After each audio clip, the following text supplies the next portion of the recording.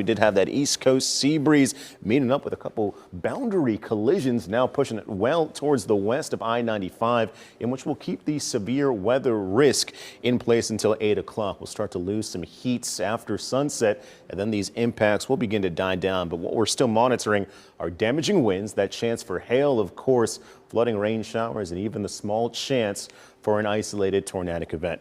Our tower cam is situated in Tavares right now, where the showers continue to pour. We're watching the storms tonight, but Sunday we may have a similar setup on our hands. As it stands right now, there is no marginal threat or threat at all issued by the Storm Prediction Center, but we just have to be cautious because between now and Memorial Day itself, we'll have those familiar summertime temperatures adding fuel to the fire, which is our severe weather threat.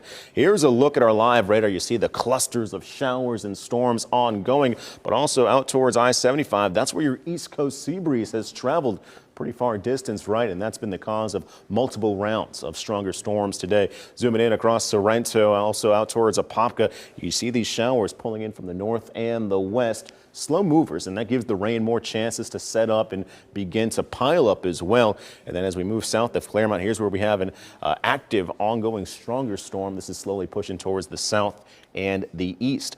Winter Haven and Polk County is where we had our most significant chance for any rotation.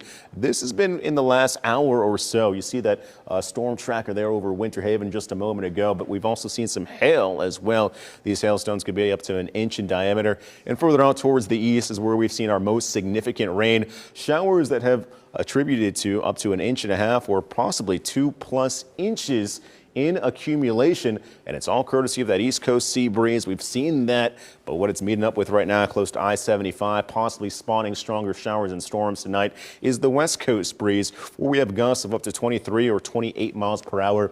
In Wildwood and Leesburg, we had some high temperatures today in the low and the mid 90s. We've cooled significantly since then. In fact, in Leesburg, where we have ongoing showers, you're back in the upper 70s, and we'll see slowly over time between now and 8, the chance for storms is going to fade out of the forecast. That'll leave us partly cloudy overnight or mostly clear to start off the morning tomorrow. And as your Memorial Day weekend does continue, we got a 50% chance for storms on Sunday, 60% on Monday itself, and that's because of that familiar East Coast setup. Then we'll see those temperatures rise in the afternoon, have a couple showers and storms populating across the I-4 corridor, in which we'll have to watch out for any impactful weather. Your pool forecast for tomorrow, of course, it feels like summer as temperatures will be back in the upper 80s and lower 90s, but we got a lot of rain to get through, not just tomorrow, but over the course of the next week. We could see 2 to 3 inches as each and every day in your forecast has a 50% shot or greater of any rain showers or storms. And we see on Labor Day, we'll have to watch the radar quite closely with that 70% chance at rain.